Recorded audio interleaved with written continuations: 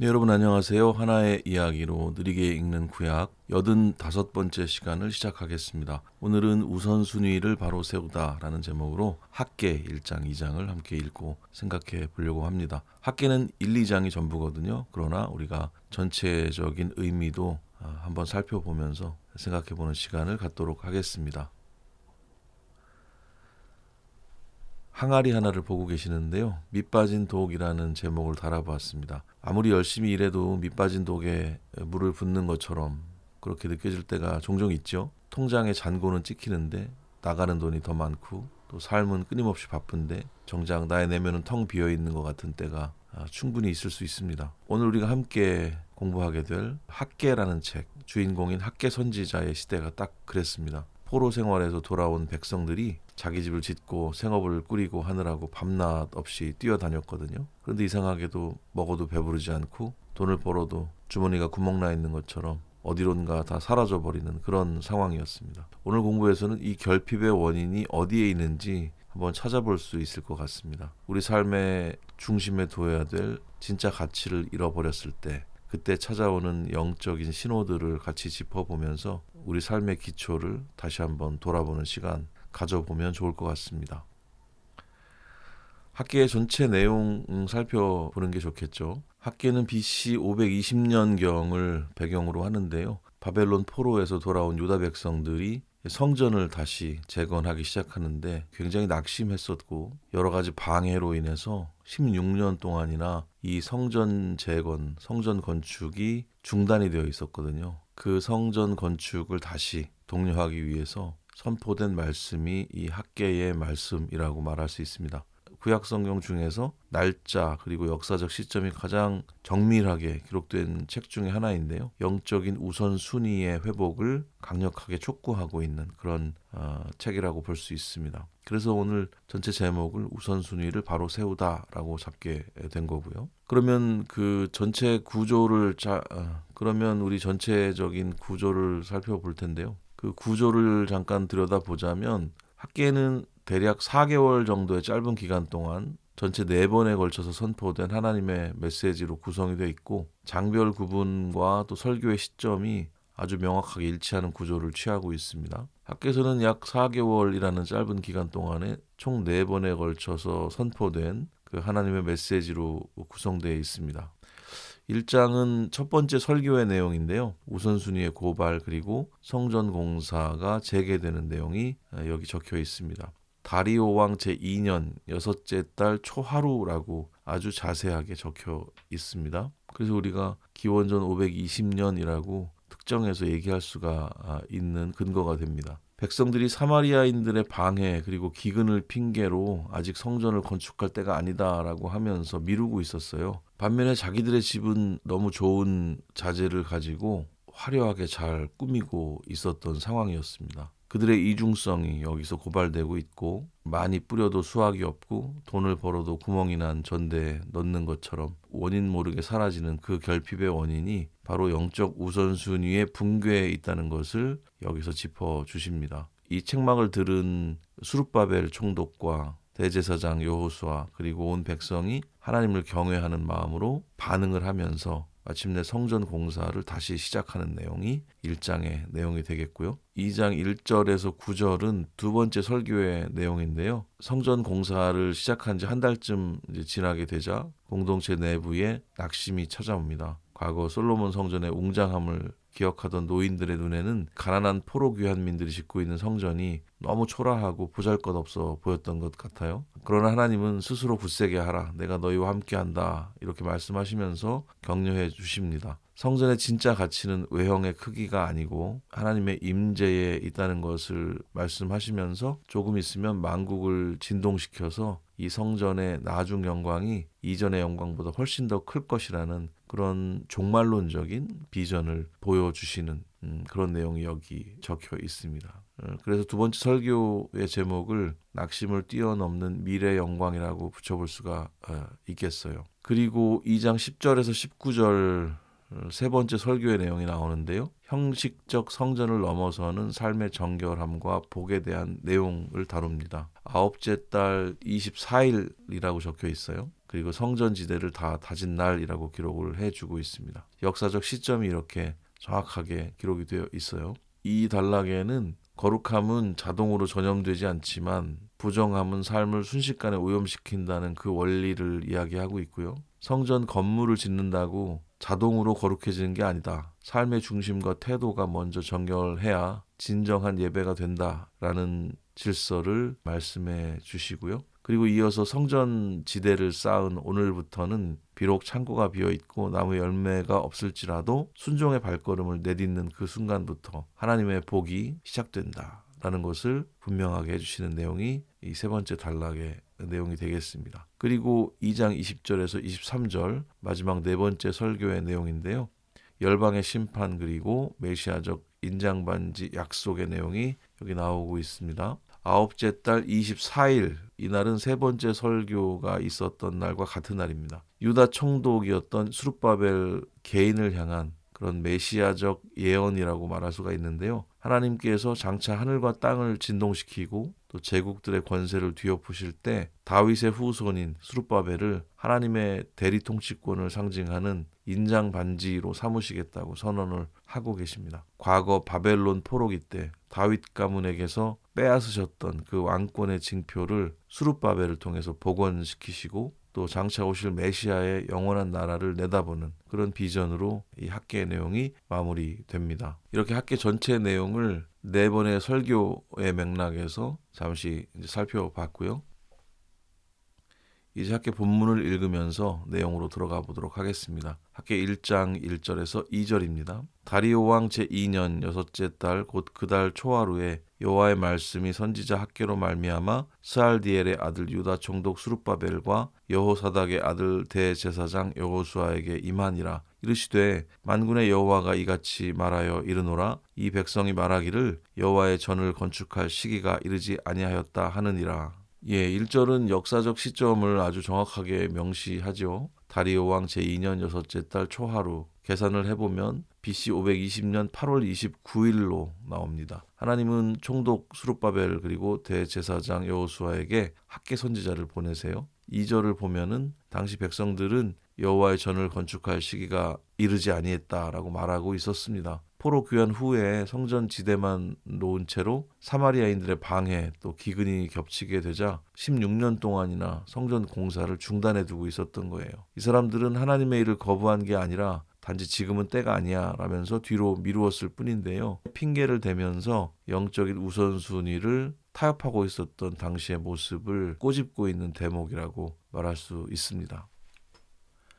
3절에서 4절 말씀입니다. 여호와의 말씀이 선지자 학계에게 임하여 이르시되 이 성전이 황폐하였거늘 너희가 이때에 판벽한 집에 거주하는 것이 옳으냐. 3절과 4절에서 하나님의 날카로운 질문이 이어지고 있죠. 4절을 보면 여호와의 전이 황폐하여 있는데 너희들이 지금 이 시기에 판벽한 집에 거주하는 게 옳으냐 이렇게 묻고 계시거든요. 세프님이라고 적혀있는 이 판벽한 집의 의미는 단순히 비바람을 막는 집이 아니고 아주 값비싼 나무 자재로 벽이나 천장을 화려하게 마감한 고급 주택을 뜻하는 겁니다. 하나님의 성전은 폐허로 방치해 둔 채로 자기들의 안락함과 사치를 위해서 아낌없이 비용과 시간을 투자했던 이 백성들의 이중적인 실상을 폭로하고 있는 이야기라고 볼 수가 있습니다. 5절에서 6절입니다. 그러므로 이제 만군의 여호와가 이같이 말하노니 너희는 너희의 행위를 살필지니라. 너희가 많이 뿌릴지라도 수확이 적으며 먹을지라도 배부르지 못하며 마실지라도 흡족하지 못하며 입어도 따뜻하지 못하며 그것을 구멍 뚫어진 전대에 넣음이 되느니라. 밑 빠진 독과 같은 삶의 결핍들에 대해서 나열해주고 있는 그런 단락입니다. 하나님은 백성들에게 아주 독특한 성찰을 요구하고 계시는데요. 5절에서 만군의 여호와가 말하노니 너희는 너희의 행위를 살필지니라 라고 하고 계시죠. 행위를 살피다, 시무 레바뱀이라고 적혀 있는데 이거 직역을 해보면 너희의 마음을 너희의 길 위에 두라 라고 하는 뜻이에요. 너희의 마음을 너희의 길 위에 두라. 그리고 이어지는 6절은 그 살핌의 내용이라고 할 수 있는데요. 많이 뿌릴지라도 수확이 적으며 먹을지라도 배부르지 못하고 입어도 따뜻하지 못하며 일꾼이 삭슬 받아도 구멍 뚫어진 전대에 넣음이 되었다. 이렇게 말씀을 하고 있습니다. 삶의 모든 영역에서 열심히 노력을 하고 있지만 정작 아무런 만족과 결실이 없는 그 악순환의 상태를 지적하시면서 그 삶의 열매 없음이 어디서 기인했는가 돌아보게 하시는 내용이라고 볼 수가 있습니다. 너희의 마음을 너희의 길 위에 두라고 하는 이 말씀이 상당히 의미심장하게 들려옵니다. 나의 마음은 나의 길 위에 있는가? 이런 생각도 더불어 해보게 되네요. 7절에서 9절 말씀입니다. 만군의 여호와가 말하노니 너희는 자기의 행위를 살필지니라. 너희는 산에 올라가서 나무를 가져다가 성전을 건축하라. 그리하면 내가 그것으로 말미암아 기뻐하고 또 영광을 얻으리라. 여호와가 말하였느니라. 너희가 많은 것을 바랐으나 도리어 적었고 너희가 그것을 집으로 가져갔으나 내가 불어버렸느니라. 나 만군의 여호와가 말하노라. 이것이 무슨 까닭이냐? 내 집은 황폐하였으되 너희는 각각 자기의 집을 짓기 위하여 빨랐음이라. 7에서 9절은 이 영적인 악순환을 끊어낼 구체적인 대안이 제시되고 있습니다. 7절에서 다시 한번 행위를 살피라고 촉구하신 뒤에 8절에서 실천적인 명령을 내리고 계시죠. 산에 올라가서 나무를 가져다가 전을 건축하라 이렇게 말씀하고 계세요. 그러면 하나님이 그것으로 말미암아 기뻐하고 영광을 얻을 것이다 약속을 하십니다. 백성들은 돈과 재료가 없다고 핑계를 댔지만 하나님은 화려한 레바논의 백향목이 아니라 주변 산의 나무만으로도 충분하다고 말씀을 하시는 거예요. 9절은 다시 한번 백성들이 많은 것을 바랐으나 적었고 그것을 집으로 가져갔으나 하나님이 불어버리셨다고 말씀하십니다. 그 이유도 역시 백성들이 자기 집을 짓기 위해 빨랐지만 여호와의 집은 황폐하게 내버려 두었기 때문임을 알 수 있습니다. 10절과 11절입니다. 그러므로 너희로 말미암아 하늘은 이슬을 그쳤고 땅은 산물을 그쳤으며 내가 이 땅과 산과 곡물과 새 포도주와 기름과 땅의 모든 소산과 사람과 가축과 손으로 수고하는 모든 일에 한재를 들게 하였느니라. 10절과 11절은 백성들을 괴롭히던 자연재해 또 기근의 배후에 하나님의 주권적인 개입이 있었다는 것을 알려주십니다. 10절은 너희로 말미암아 하늘은 이슬을 그쳤고 땅은 산물을 그쳤다고 선언을 하고 있고요. 또 11절은 하나님이 이 땅과 산과 곡물과 새 포도주와 기름과 땅의 모든 소산 그리고 사람과 가축과 손으로 수고하는 모든 일에 한재 그러니까 가뭄을 부르셨다고 말씀을 하고 계세요. 고대 이스라엘 맥락에서 비와 이슬 이런 것들은 하나님의 언약적인 축복의 징표였거든요. 백성들이 하나님과의 언약 관계를 방치하고 자신들의 물질적인 안위만을 쫓았을 때 하나님은 그들이 우상처럼 여기던 대제 풍요를 멈추셔서 생명의 주관자가 누군지를 깨닫게 하신다. 이런 내용을 확인할 수 있습니다.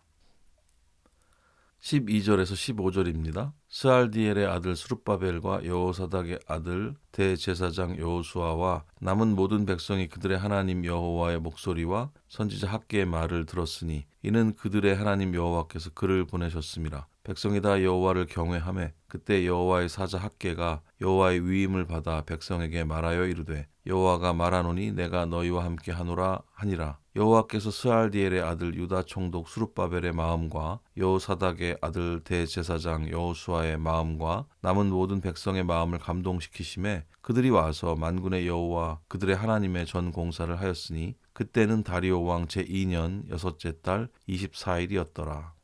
12절에서 15절은 학개 선지자의 메시지에 대해서 공동체가 즉각적으로 반응하는 그 반응의 내용 그리고 회복에 대해서 다루고 있습니다. 12절을 보면 수룹바벨과 여호수아와 남은 모든 백성이 학개의 말을 청종하고 하나님을 경외하기 시작했다 기록하고 있고요. 선지자의 책망에 변명하지 않고 말씀 그대로를 이제 이렇게 받아들인 것을 볼 수 있습니다. 그러자 13절에서 여호와의 사자 학개가 백성에게 내가 너희와 함께 하노라 라는 하나님의 가장 강력한 그 임재 약속을 전해줍니다. 14절은 여호와께서 지도자들과 백성들의 마음을 감동시키셨다고 기록을 하고 있어요. 여기서 감동시키다는 와야르라고 적혀 있는데 잠에서 깨우다, 분발시키다 이런 뜻입니다. 결국 여섯째 달 24일에 이들이 비로소 여호와의 전 공사를 시작하게 되었음을 알게 됩니다.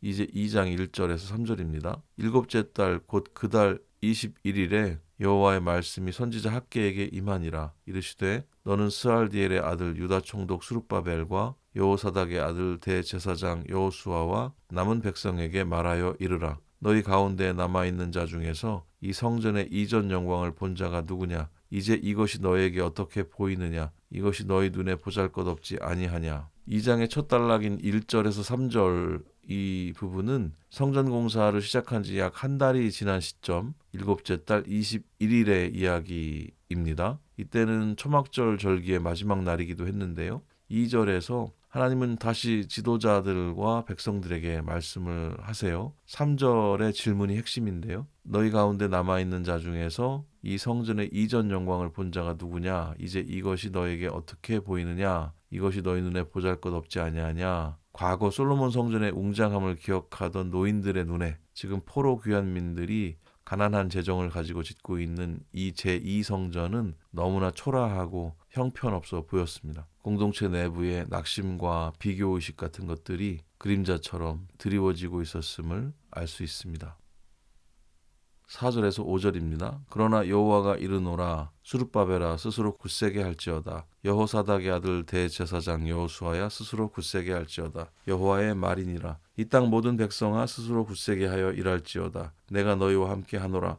만군의 여호와의 말이니라. 너희가 애굽에서 나올 때에 내가 너희와 언약한 말과 나의 영이 계속하여 너희 가운데에 머물러 있나니 너희는 두려워하지 말지어다. 4절과 5절은 낙심한 공동체를 향해서 하나님께서 부어주시는 위로와 격려의 선언이라고 말할 수 있습니다. 4절에서 하나님은 스룹바벨과 여호수아와 온 백성을 향해서 3번이나 같은 표현으로 반복해서 스스로 굳세게 할지어다 이렇게 명령을 하고 계세요. 그리고 일을 하라고 하시죠. 왜냐하면 만군의 여호와가 내가 너희와 함께 하노라 라고 말씀하시기 때문입니다. 5절은 그 근거로 너희가 애굽에서 나올 때에 내가 너희와 언약한 말과 또 나의 영이 계속해서 너희 가운데 머물러 있으니까 너희는 두려워하지 말아라 이렇게 말씀을 하세요. 건물의 화려함이 성전의 본질이 아니고 하나님의 임재와 언약의 신실함이 성전의 진짜 가치라는 것을 깨닫게 하시면서 백성들의 손을 일으켜 세우시는 모습을 보게 됩니다.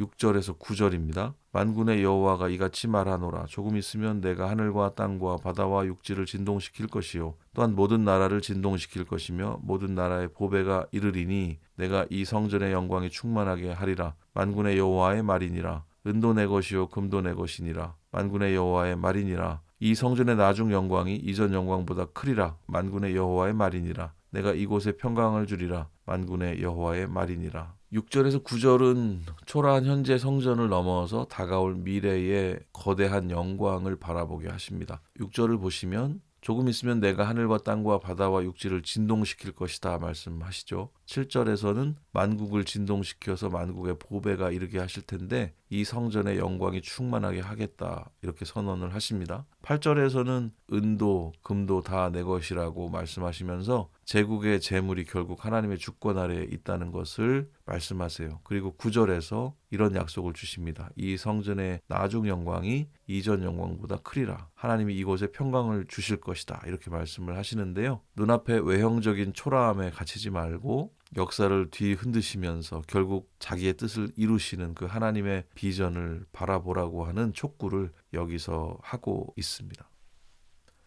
10절에서 14절 말씀입니다. 다리오 왕 제2년 9째 달 24일에 여호와의 말씀이 선지자 학개에게 임하니라. 이르시되 만군의 여호와가 말하노니 너는 제사장에게 율법에 대하여 물어 이르기를 사람이 옷자락에 거룩한 고기를 쌌는데 그 옷자락이 만일 떡에나 국에나 포도주에나 기름에나 다른 음식물에 닿았으면 그것이 성물이 되겠느냐 하라. 학개가 물음에 제사장들이 대답하여 이르되 아니니라 하는지라. 학개가 이르되 시체를 만져서 부정하여진 자가 만일 그것들 가운데 하나를 만지면 그것이 부정하겠느냐 하니 제사장들이 대답하여 이르되 부정하리라 하더라. 이에 학개가 대답하여 이르되 여호와의 말씀에 내 앞에서 이 백성이 그러하고 이 나라가 그러하고 그들의 손의 모든 일도 그러하고 그들이 거기에서 드리는 것도 부정하니라. 10절에서 14절은 9째 달 24일 그러니까 성전 지대를 다 다진 시점에 제사장들을 향해서 던지는 질문의 내용입니다. 11절에서 율법에 대해서 묻고 12절에서는 거룩한 고기를 싼 옷자락이 다른 음식에 닿으면 그것이 거룩해지겠느냐 이렇게 묻습니다.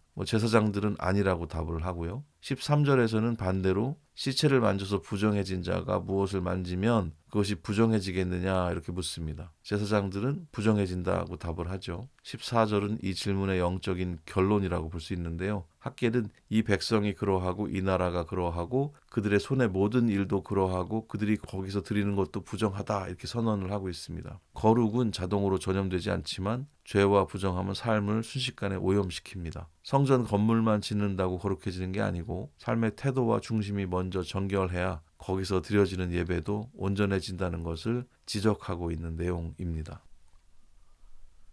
15절에서 19절입니다. 이제 원하건대 너희는 오늘부터 이전 곧 여호와의 전에 돌이 돌 위에 놓이지 아니하였던 때를 기억하라. 그때에는 20고루 곡식 더미에 이른즉 10고루뿐이었고 포도즙 틀에 50고루를 기르러 이른즉 20고루뿐이었었느니라. 만군의 여호와가 말하노라. 내가 너희 손으로 지은 모든 일에 곡식을 마르게 하는 재앙과 깐부기 재앙과 우박으로 쳤으나 너희가 내게로 돌이키지 아니하였느니라. 너희는 오늘 이전을 기억하라. 아홉째 달 24일 곧 여호와의 성전 지대를 쌓던 날부터 기억하여 보라. 곡식 종자가 아직도 창고에 있느냐? 포도나무, 무화과나무, 석류나무, 감람나무에 열매가 맺지 못하였느니라. 그러나 오늘부터는 내가 너희에게 복을 주리라.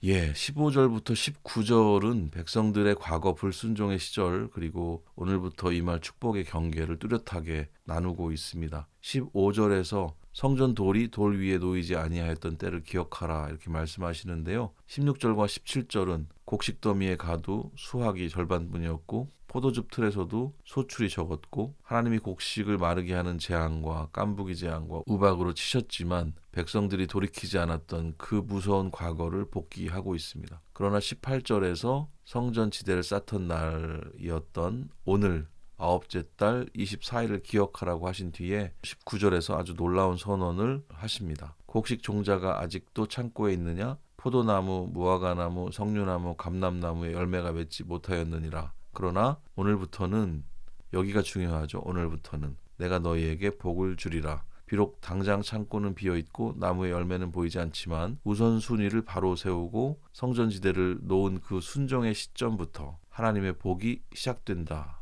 이렇게 선포하고 계신 겁니다. 그러니까 우리에게 당장 필요한 것은 믿음이 되겠죠. 하나님께서 하신 말씀에 대한 믿음, 그것을 가지고 빈 창고를 바라보는 새로운 시선을 가져야 하겠다는 생각을 하게 됩니다. 20절에서 23절 말씀입니다.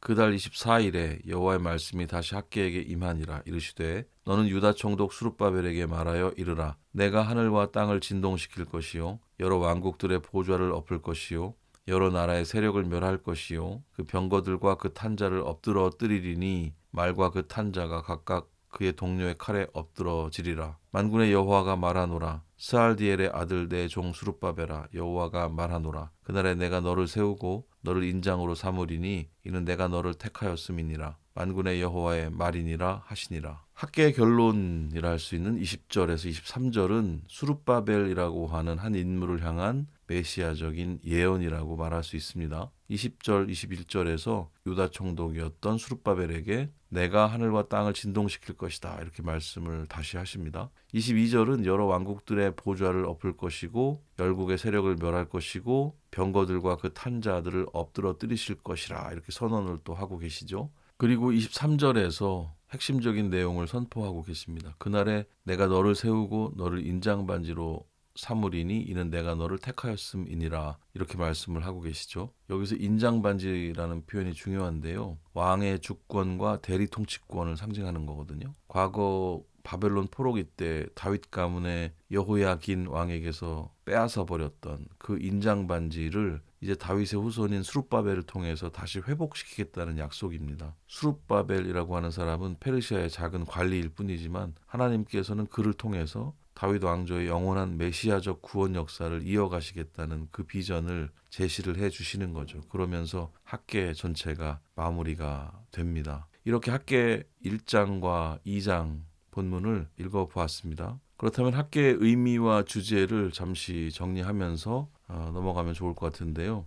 첫 번째 핵심 의미라 할 수 있는 것은 영적인 우선순위의 확립과 관련한 내용입니다. 너희의 행위를 살필지니라 이렇게 하나님께서 말씀을 하고 계셨습니다. 학계의 핵심 메시지는 눈에 보이는 건물을 짓는 토목공사 자체가 아니에요. 학계가 성전 재건을 독려하는 의미를 가지는 책은 맞지만 사실상 건물을 짓는 토목공사 자체가 핵심 메시지가 아닙니다. 백성들은 상황이 풀리면 하나님 일을 하겠다고 내일로 미루고 있었지만 하나님께서는 하나님과의 관계가 무너진 채로 흘리는 일상의 땀 이런 것들이 결국은 밑빠진 독에 물 붓기 같다고 선언을 하고 계십니다. 또 다른 표현으로는 구멍난 전대에 돈을 쌓는 일과 같다고도 말씀하셨고요.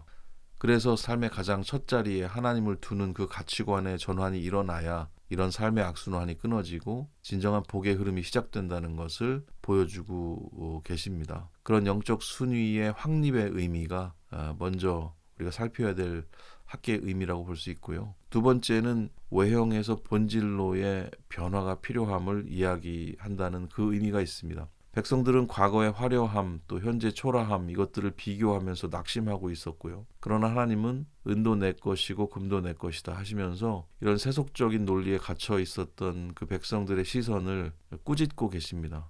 성전의 진짜 아름다움은 금칠이 아니라 내가 너희와 함께 하노라 하시는 그 하나님의 약속 그 신실함에 있다는 것을 알게 하십니다. 외형적인 조건에 낙심하지 말고 우리 안에 계신 성령의 임재를 신뢰하라고 하는 그런 의미, 외형에서 본질로의 변화가 필요하다는 것, 여기서 우리가 함께 짚어볼 수 있다는 것이 학계가 가지는 중요한 의미라고 할 수 있습니다. 그리고 이제 마지막 한 가지 더 짚어본다면 오늘부터 시작되는 순종의 신비와 메시아적인 소망의 의미가 있다는 겁니다. 하나님이 복을 약속하신 시점은 창고에 종자가 가득 채워지고 풍년의 결과물이 눈앞에 보일 때가 아니었어요. 여전히 사막은 가뭄이었고 나무의 열매가 전혀 보이지 않는 그 불확실한 현실 속에서도 하나님의 말씀 가운데서 믿음의 첫 삽을 뜨는 성전 지대를 놓던 그날부터 하나님의 주권적 돌보심이 시작된다는 것을 알게 해줍니다. 비록 총독 수룹바벨이 페르시아의 작은 관리에 불과했지만 그 작은 시작을 통해서 다윗 가문에 약속하신 그 하나님의 언약이 결국은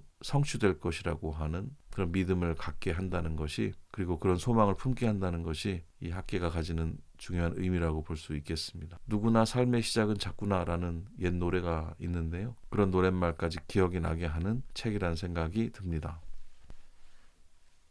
이제 퀴즈를 통해서 오늘 본문의 내용을 확인해보는 시간 잠시 갖도록 하겠습니다. 첫 번째 문제입니다. 학계 1장 4절에서 하나님의 성전은 폐허로 방치된 채 자신들의 집을 화려한 목재 패널로 마감한 판벽한 집 세푸님에 거주하던 백성들을 고발하신 이유는 무엇입니까? 1번 인테리어 자재를 선택할 때 국산 목재를 사용하지 않은 것에 대한 책임을 묻기 위함. 2번 삶의 안전망과 물질적 풍요를 확보하는 일에만 몰두하여 하나님과의 관계 및 영적 우선순위를 뒤로 미루어둔 백성들의 이기적 안일함을 꼬집기 위함. 3번 예루살렘의 주택 보급률이 성전 건축 속도보다 지나치게 빨랐음을 지적하기 위함. 4번 텐트 생활을 청산하고 영구적인 가옥을 짓는 기술적 진보를 찬양하기 위함. 여러분 정답은 2번이 되겠죠. 우선순위라는 표현을 잘 기억해 두시면 좋을 것 같습니다. 하나님의 성전은 방치해 둔 채 판벽한 집, 자기들 집을 꾸미고 있었던 백성들의 모습 속에서 또 우리들의 모습을 발견할 수 있지 않을까 하는 생각도 듭니다. 성전 건축에 대한 이야기로 오해하시면 안 되겠죠. 하나님이 기뻐하시는 일을 우선순위에 두는 것, 그것의 의미를 다시 한번 잘 헤아리고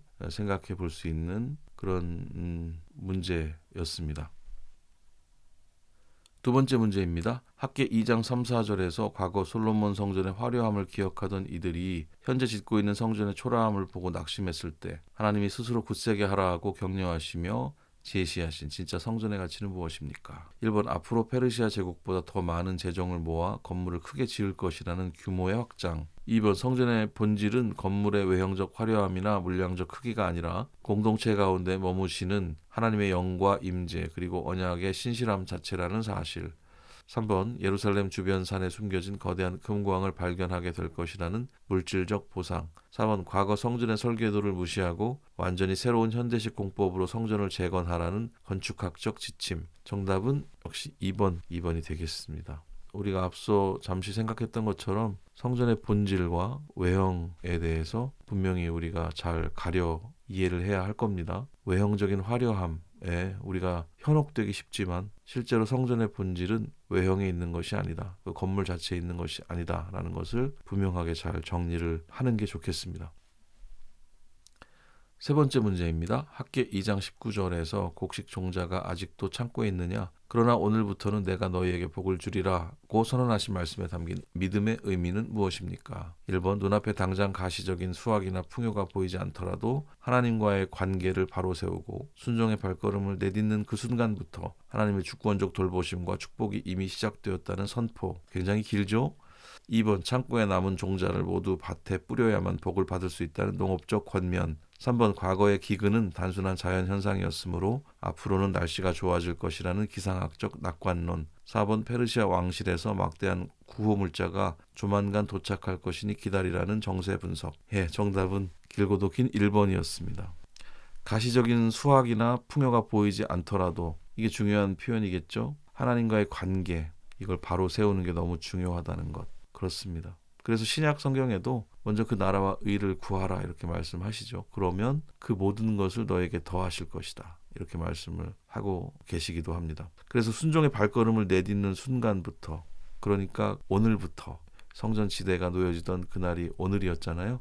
그 오늘부터 하나님께서 복을 주실 것이다 라고 하는 그 하나님의 그 선포의 내용이 아직 내 눈앞에 풍성함으로 즉각적으로 보여지지 않더라도 믿음을 가지고 또 소망을 품고 우리가 일할 수 있게 하는 그런 상황이 되어야 한다는 것이죠. 그것이 신앙이고 또 믿음의 길이라는 것을 다시 한번 생각하게 됩니다. 네, 이제 생각과 정리의 시간입니다. 오늘 본문의 의미를 우리 삶의 자리로 가져와서 우리의 일상을 돌아보고 또 새롭게 변화되기를 기대해보는 시간입니다. 3가지 질문을 오늘도 준비했고요. 이 질문을 함께 마주해 보면서 같이 생각해보고 정리해보는 시간 됐으면 좋겠습니다. 첫 번째 질문입니다. 아직은 때가 아니다라며 뒤로 미루어두고 있는 우리 삶의 성전은 무엇입니까? 굉장히 본질적인 질문이 되겠습니다. 포로 귀환민들은 경제적 어려움 또 주변의 방해를 핑계로 너무나 좋은 핑계였습니다. 성전 건축을 그렇게 16년이나 미루었어요. 우리들 역시 돈을 더 벌면, 이 바쁜 시간만 지나면, 스펙을 조금 더 쌓으면 이라고 하면서 하나님과의 깊은 교제나 신앙의 본질적인 결단을 내일로 미루고는 합니다. 상황이 완벽해지기를 기다리기보다 소란스러운 일상 한복판에서 지금 당장 오늘부터 하나님을 향한 시간을 구별해내는 우선순위의 전환이 꼭 필요합니다. 두 번째 질문입니다. 눈앞에 보이는 우리의 초라한 실존 때문에 역사를 이끌어 가시는 하나님의 거대한 일하심을 제한하고 있지는 않습니까?